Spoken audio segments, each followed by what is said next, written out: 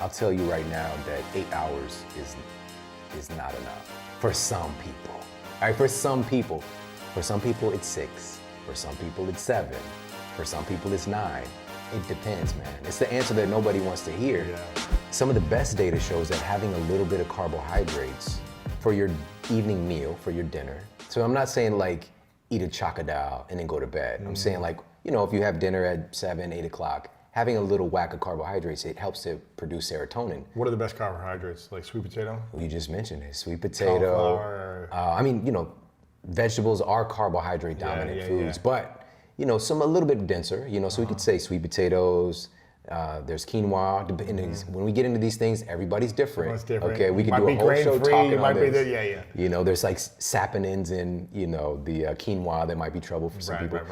It could be white rice, brown rice. It could be, you know, a little pasta. You know, it depends on the really? person. Ah. There's different kinds of pasta now. Yeah, Luis. exactly. You know what I'm Yeah, saying? There's like That cauliflower pasta. They make pasta out of everything. You know? Zucchini pasta. Right, zucchini pasta. I think I saw like there's some coffee pasta. I don't know, wow, man. I'm really? just kidding. Yeah. That would be crazy Banana though. pasta. Yeah. Okay, so you can have a little bit of carbohydrates Yeah. for your meal. Fruit is another obviously Really?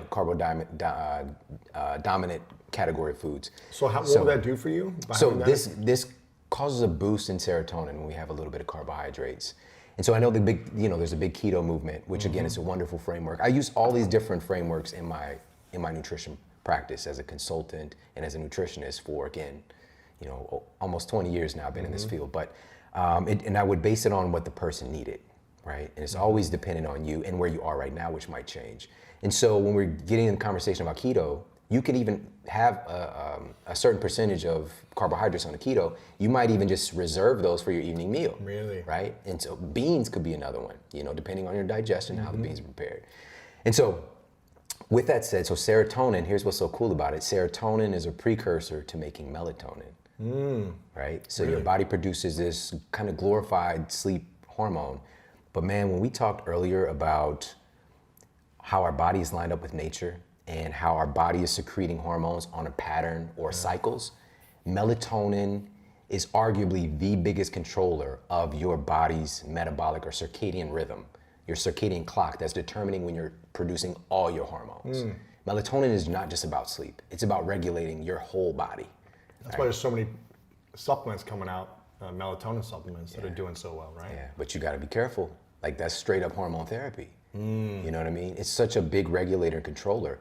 And you know, just talking with the bosses in this space, you know, talking with Dr. Oz and Dr. Michael Bruce and all these guys, and we're having these conversations, we've seen clearly that folks that get dependent taking too high of a dose or taking melatonin too frequently, and here's what we thought. It was just a hypothesis. We thought that like some other type of, like taking exogenous testosterone, it might reduce your body's production. It doesn't reduce your body's production of melatonin, which we got to come back to where this is happening. But what it does is it depresses or shuts down your body's receptor sites for melatonin. So you still make it, but your cells' receptor sites can't Receive it. engage and receive it and turn on the sleep-related processes and everything else. Okay. Problem, right? Yeah. The great thing is that we do have access to these supplements, which is wonderful. I'm a big fan of using them in micro doses, and or even more so for me would be in spot cases, right? Just use them I'm temporarily. deficient of something, B12 or whatever. It's like take this for a few months until you feel like you're caught up to speed. Our sleep is so important with so many things, and so if you just need to get on track, but we just don't want to create a dependency. I love it for travel. Like if you're changing time zones, you want to get back on schedule. If you've had a couple rough nights of sleep, you know, maybe it's work or whatever, that's a great Probiotic or spot. something, yeah, or whatever. Yeah. Okay. So melatonin has its place, but just to go back to where this is produced and why even taking a supplement you still continue to produce is that, and this is crazy because in my conventional university class, I was taught that your pineal gland produces melatonin, that's it. We now know today that there's 400 times more melatonin in your gut, in your belly, than in your brain, all right? So this microbiome, all this science and all of this discussion happening now, it really is the final frontier when we're talking about health. It's the interface between the outside world and us. You know, it's like what we're taking and putting in our bodies that's the most intimate experience in the world. And what's happening in your microbiome determine what becomes you and what is waste. You know, so that's a whole other conversation. But I just want people to know that we have to take care of our gut health. And we'll come back, we'll talk about that another time.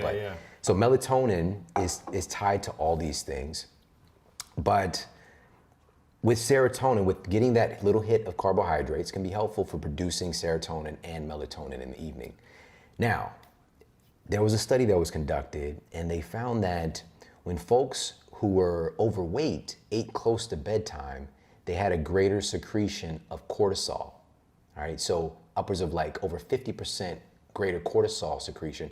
All of us, by the way, produce a little bit of cortisol when we eat a meal because it's a big, like all hands on deck experience. Because again, you're taking stuff from the outside world and putting it in you.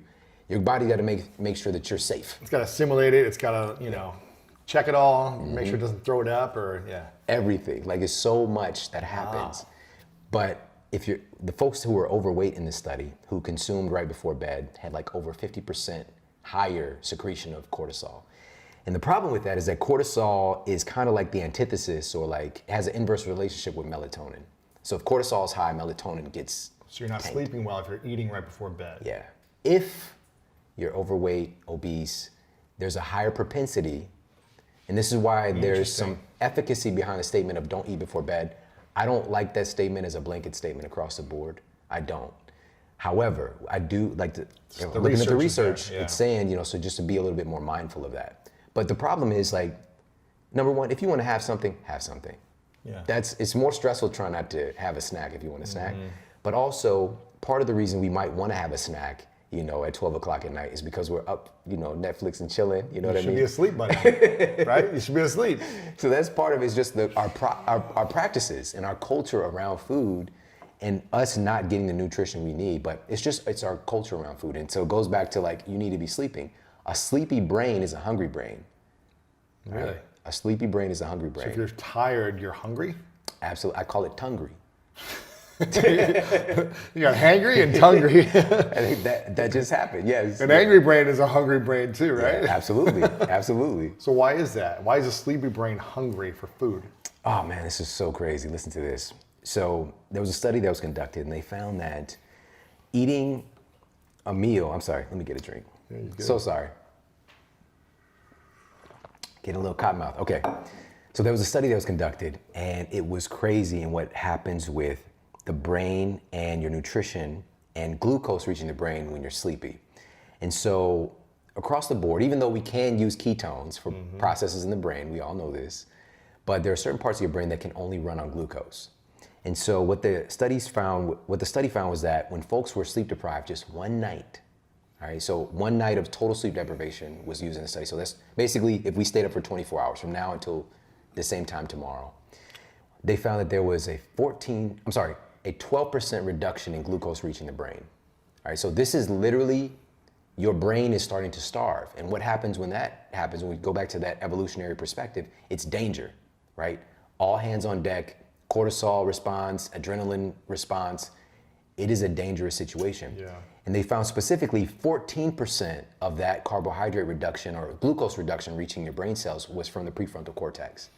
So that's the most human part of your brain responsible for executive function, social control, distinguishing between right and wrong.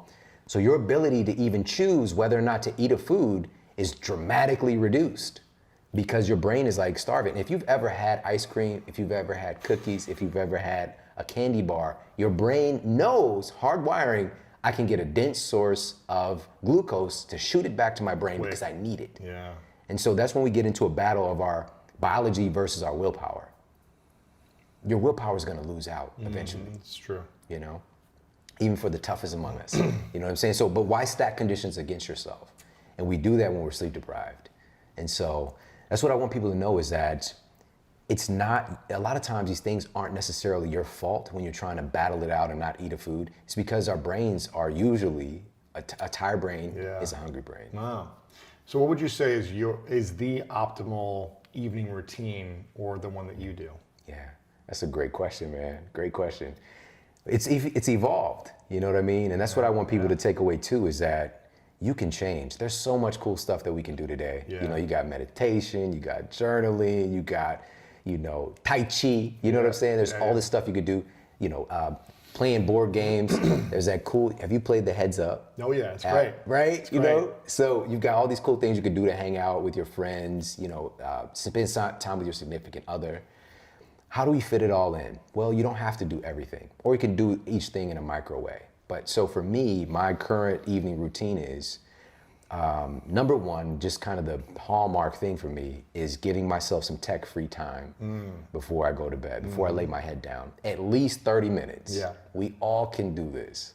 And Harvard researchers have confirmed, I talked about this, and I pushed this into culture like the last 5 years hard. So if people have heard this, you know where it came from, all right? I've been really working to get this out here. And we've got them right here, man. We got the new iPhone. It's got 3 cameras. Sick, dude. It's fun to play It's amazing. with, right? But this device is the greatest deterrent for our sleep quality today. So bad. And so Harvard researchers confirmed that the light exposure, blue light specifically, and white light, that kind of shoot out from our devices that we can't really see if we're sitting here and we have this light around us, this ambient light. But if you're in a dark room and you see that phone, Right. it's like emanating like this bluish alien light, right? And so what they found was that this light does in fact suppress your melatonin secretion and dramatically increases cortisol. And they got numbers on this. So what they found is that approximately every 30 minutes you're on your device at night, you suppress melatonin. I'm sorry, I said it wrong.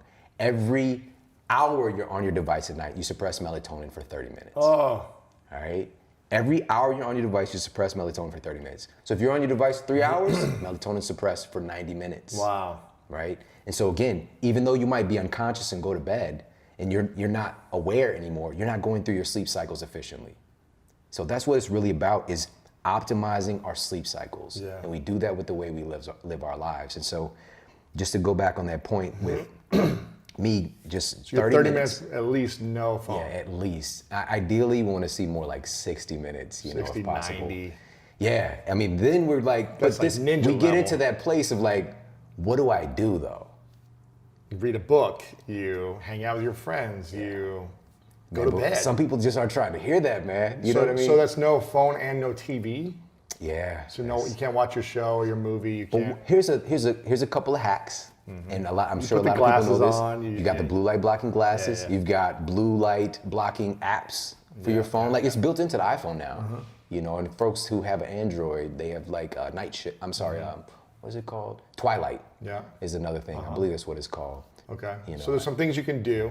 Yeah, so there's things that you can do to kind of reduce that experience. And for many folks, and I know myself included, I definitely do feel like sometimes even it's a neuroassociation. Just putting the glasses on, I would get sleepy. You know what I'm do, saying? yeah. Just by You start putting the to feel it, glasses you're on. like, okay, yeah, chilling out. Yeah. Or we can also, dim the lights around us. Maybe even change some bulbs, a couple of bulbs in your house. Candlelight, that's sexy. You know what I'm saying? So you just change, and then we evolve with those kinds of lights in the evening, those tones, right? These kind of warmer colors. And so that's what I do. I give myself a 30-minute curfew, and I really love to just kind of take some time, hang out with my wife, we'll talk, I'll do some reading. This is when but we've got, it's a light dimmer. Yeah. Light's a little bit dimmer. I'll do at least probably 10 minutes of reading, 20 minutes sometimes, if we're not, spending some time together. You know what I mean? Yeah. So we have that. And then for me, I love if I get a chance to do a magnesium bath in the evening. So this is a big one, man. So magnesium has been found to be responsible for over 650 biochemical processes in the body. Many of them related to relaxation and sleep. All right, so magnesium is needed to contraction and relaxation of your muscles. So the relaxation response of your muscles, like if somebody's cramping, that kind of thing, magnesium helps a lot. Wow, okay. All right. So, but also it relaxes your nervous system. So it helps to shift over from your sympathetic fight or flight nervous system. Magnesium helps to shift you into the parasympathetic rest and digest part of your nervous system. Yeah. And so people have been doing this for centuries. Like Epsom salt baths has helped to improve sleep and relax sore muscles, help you to heal faster, all that stuff. It has some credence. Now we got some supercharged magnesium salts and Really? and- So you do and- this almost yeah. every night? No, a couple times a week. You know what I'm saying? But Even once a week could be good. yeah, what I have also, I have the topical magnesium spray. Wow. So I use that almost every night. So I'll just like massage, rub that in. And that's another thing that you could do too. Get a massage.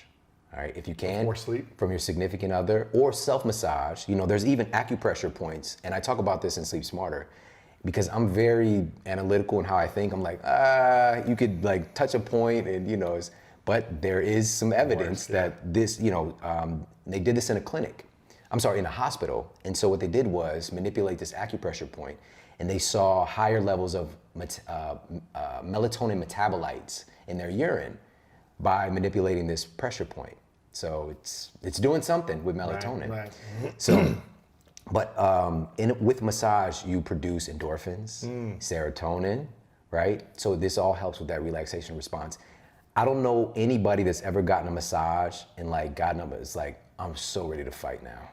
You know what I mean? Like, Right. You just want to chill for another few hours. Yeah. That's it, man. Okay. You know? So if I can, you know, my wife, like I'll massage her feet, or if she wants to massage my feet, that's so great, man, by the way.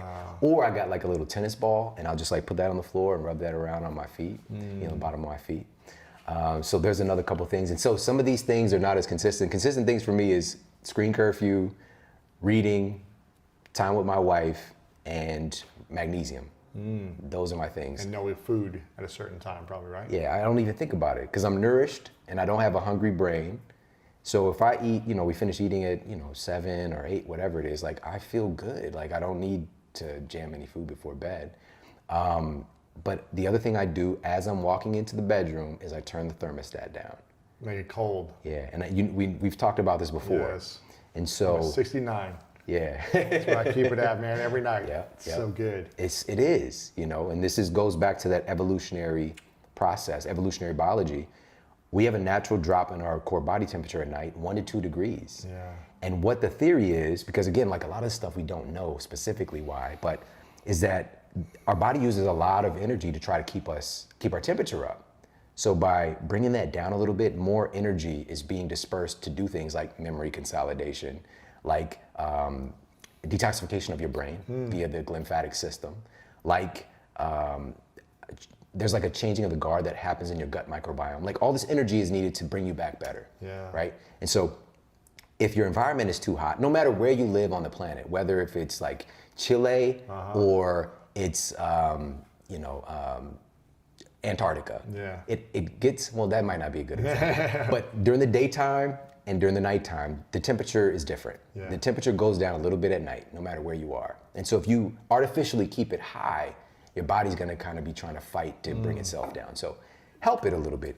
Today we do have access, a lot of us, to regulate our thermostat. Yeah. At least, you know, like during this time of year here in LA, like you can get down, 50s and 60s, like you can just open a window, you know? And so, so that's what I do. I turn the thermostat down or turn the heat off if it's been on. Sure. Yeah. Amazing. So that's your evening routine. Yeah. I love it, man. What else do we need to know about sleep? We've talked about sleep sanctuaries and making sure you have the snake plants and all these other things. Do you still do the snake plant?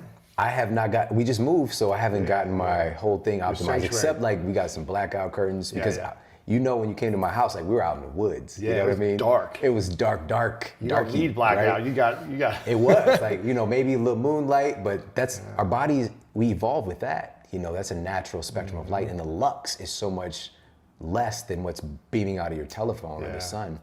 But now, we're like in a neighborhood, so I got some blackout curtains again. But something else that I think people would be interested in is still the buy-in. Like, why does this matter?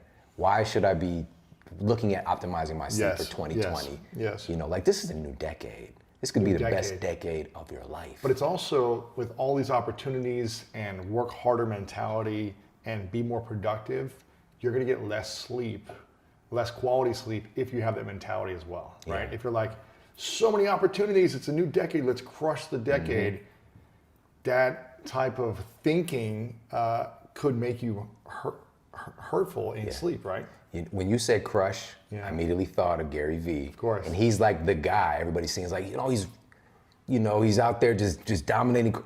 His thing now that he's out talking about, he gets 7 hours of sleep a night. Yeah. I talked with him maybe 4 years ago. We're having dinner, and this is Beard Gary Vee. Yeah. I don't know. He did his little moment of beard. Yeah. And I was just like inquiring, like, hey man, so what's with your health practices? Like, you're trying to play the long game. You're talking about buying the jets. How you gonna do that if you're dead? Yeah, if you're Yeah, dead. if you're dead.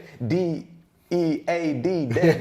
Yeah, exactly. So what he was like, he's hired a trainer Yeah. to travel with him because he knows himself to keep him accountable on that end, and he gets his sleep despite what people think, right? Right.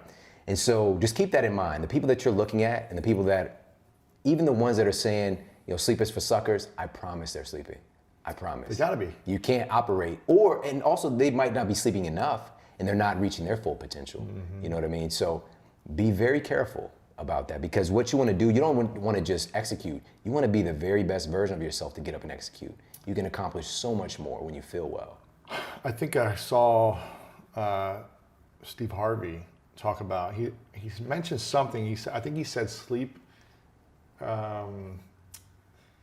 is for those who are broke or something like that. Yeah. Did you see this? I know what you're talking about. Yeah. I think he said something I don't like know if that. that was Steve. It might have been him. Yeah. Was He that said him that this. said that? He said this recently, or I saw a video came up about a month ago. He's like, sleep is for broke people. broke people or something like that. Where it's like, you got to work harder Yeah. than people if you want to make money, right? You got to spend extra hours and things like that. But Yeah. Again, like, I know a lot of these people, gotta be man, who sleeping, have these though. messages, and even, another really good friend of mine, and yours too, Eric Thomas, right? He's another person, out there. But he's shared this. he's like, I openly, wake up at 4 a.m. or 5 a.m. but he goes right? to sleep early. Like, we've been hanging out for a long time. to sleep at like 8 p.m. or Right. something, right? Yeah. He's knocked out. All right. But he's getting up and grinding. Right. When he's up, he's trouble. So his thing is get enough sleep, but don't sleep in. Don't oversleep. Don't be lazy. Yeah. That's the difference. It's not don't sleep. That's killing yourself. And you're not showing up as the best you, as we kind of gone through today. Is there too much sleep? Absolutely, yeah. We can, and I know that many of us have experienced this where maybe we sleep longer than normal and we're tired. Like, we're super tired when we get up, and we're like tired for a while. And a big part of that is just kind of even how we're interrupting our sleep cycles, But that's a, really unique conversation. What is the optimal amount of hours for most people who live busy lives, who are pushing the envelope on work, family, activities? They're doing a lot of things. Yeah. They're trying to fill it all on their plate, achieve their goals and do everything. What would be the optimal amount of hours of sleep for those types of people? I'll tell you right now that 8 hours is not enough for some people. All right, for some people it's 6. For some people it's 7. For some people it's 9. It depends, man. It's the answer that nobody wants to hear because, these so-called experts are like giving people these cookie cutter answers, like, you need to get 8 hours of sleep. I think that's wildly negligent to tell people that, because you can become neurotic about something that you don't even really need. What it really boils down to, if you're getting 8 hours of shitty sleep, for me, I liken sleep minutes to calories. Like, today, most people are well aware that it's not just the quantity of calories, it's the quality of those calories. Yeah. For same thing, it's the quality of those sleep minutes, not just the quantity, right? So you can get, like, if you're looking at, what did I mention earlier? A chocodile, right? Versus wild caught salmon or, Lewis's salad. Is there a name of the salad? I should call it Lewis's the salad. Great Salad or something. Because it's a custom bowl. It's the Greatness Bowl. Yes. The salad of greatness. Yes. So a chocodile versus the salad of greatness, it's going to have wildly different impact on what it does to your metabolism, right?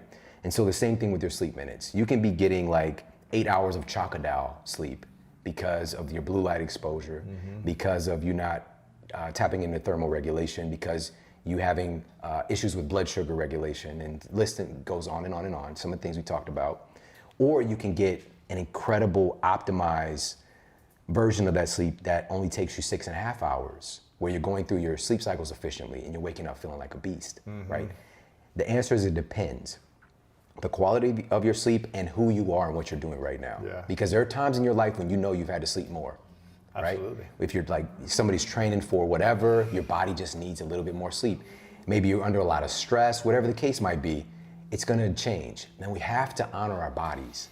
Obviously, I'm a big fan of routine because your body's always looking for routine, But when you're up, life is dynamic, like things are gonna happen. And so I allow myself to change my sleep schedule a little bit, and I try to stay within a nice framework. But if something's going on, like, and I know that I'm stressed, like, man, you know, like I really need to back off. I need to recover. I don't need to push it down more. And this also just comes with experience too. Sure. You know what I mean? So that I can wake up recovered and get back on my grind. You know what I mean? And so, but just a little quick thing that I wanna share with people, that's like another big buy-in point, is that our sleep quality affects our appearance, right?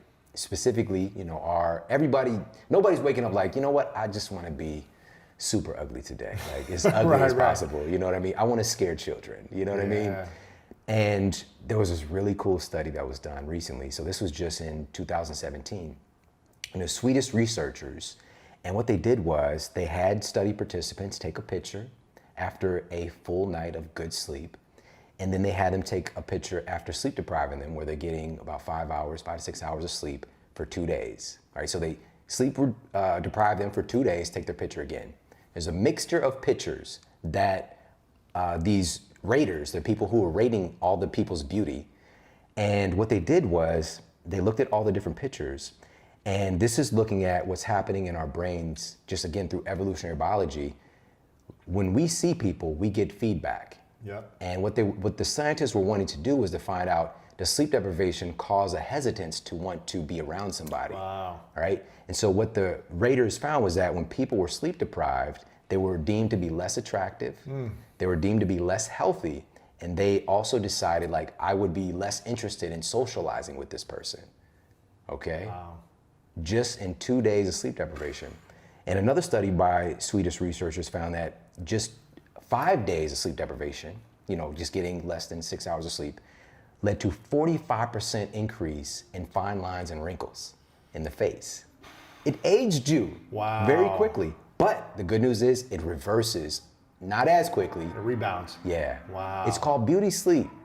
Why don't we talk about this more? It's true. You know what I mean? It's called beauty true. sleep for a reason. There's real rejuvenative magic in this. In sleeping. You know what I mean? And so looking at how we feel about other people and how we're showing up in the world, like your sleep has a big impact on that. And tell people about sleep debt. You mentioned this before. If you've gone 25 years of just horrible sleep, can you oversleep for 20 years? 25 years, that's a long time. A few years, 5 years, 10 years. You know, if you've been bad in your 20s and you've been partying late nights and you're a promoter and you get horrible sleep every night, can you rebound and put more sleep in that bank debt and recover? And the way that we think about sleep debt, it doesn't work like that. The good news is, again, this kind of goes back to the conversation about telomeres. Once we change our habits and our practices, you can do things to start to reverse that aging process in some aspects, right? By lengthening those telomeres, by doing good things for your body, which includes getting more sleep. So you burning the candle at both ends, or burning the telomeres at both ends, you can reverse that process. Okay. That's the good news. That's good. Now, in the context of sleep debt, so if you're just sleep deprived for, just say you're going like months at a time, getting, 4 whatever hours, your incidence of heart disease is skyrocketing, heart attack, stroke, diabetes, all this stuff is going up. Chances are you're not going to make it very far. Some people even people listening, are like, well, I'm fine. You got to be careful about that. Now, that sleep debt is a lot to pay back. If it's like a day or two, maybe 3-4 days at the most, and you kind of catch up, maybe on the weekend, that can be helpful.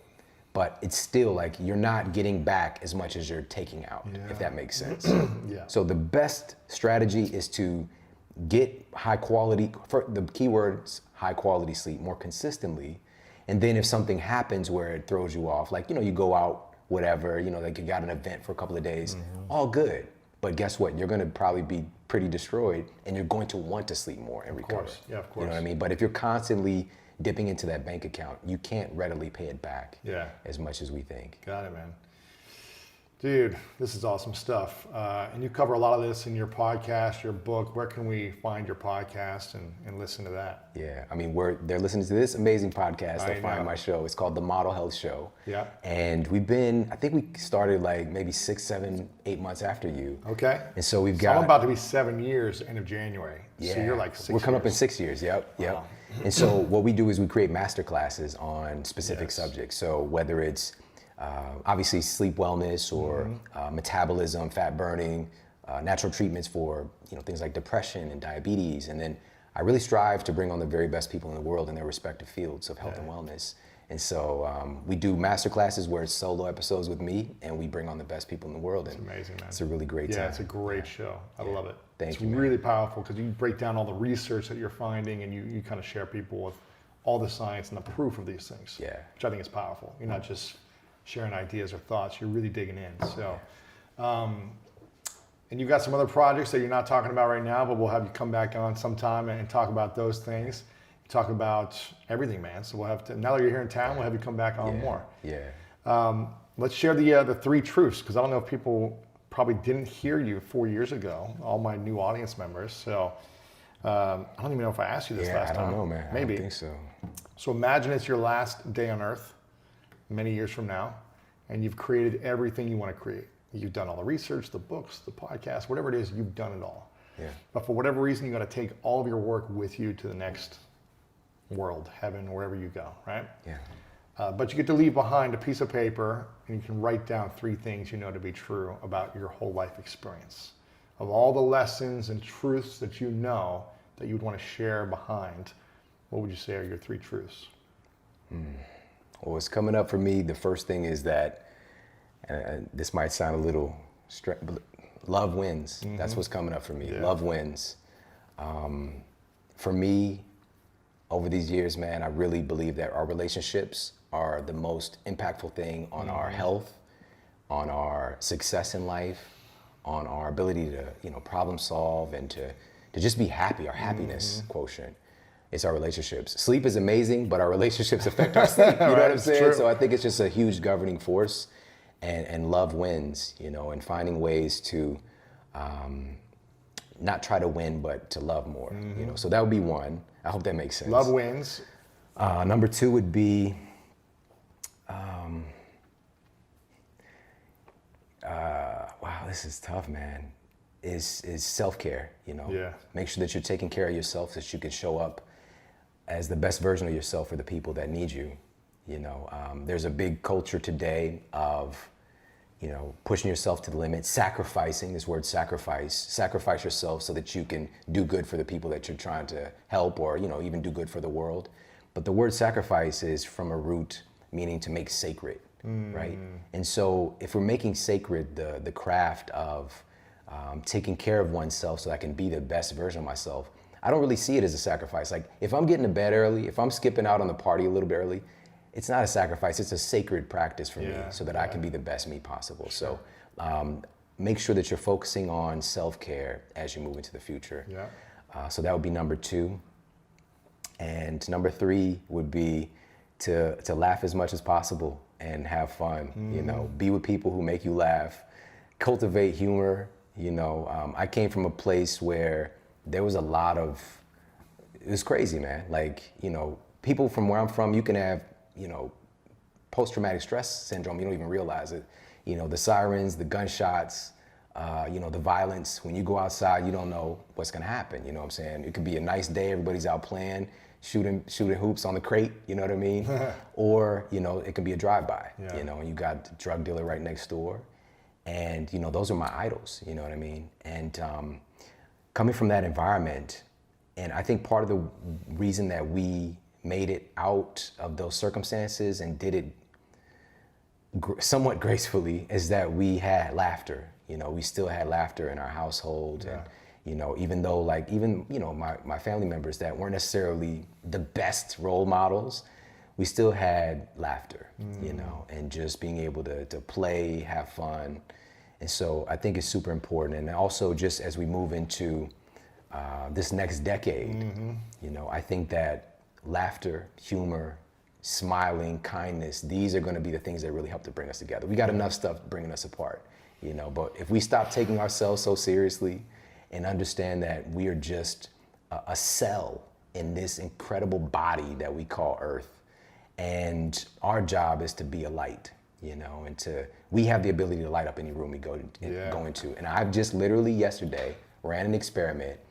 And, it's like the holiday season around this time. And I was just smiling at people, whether it's in the store, just people driving by in the parking lot, boom, smiles. 9 times out of 10, They smile people back. smile back. Yeah, man. It's a responsive, reflexive thing. And then they can carry that on to the next person. Hey, if you like this video, make sure to check out this video right here to up-level your health today. Uncovered that the intake of one of our most widely used pesticides, called chlorpyrifos, can promote obesity and insulin resistance through influencing our gut and gut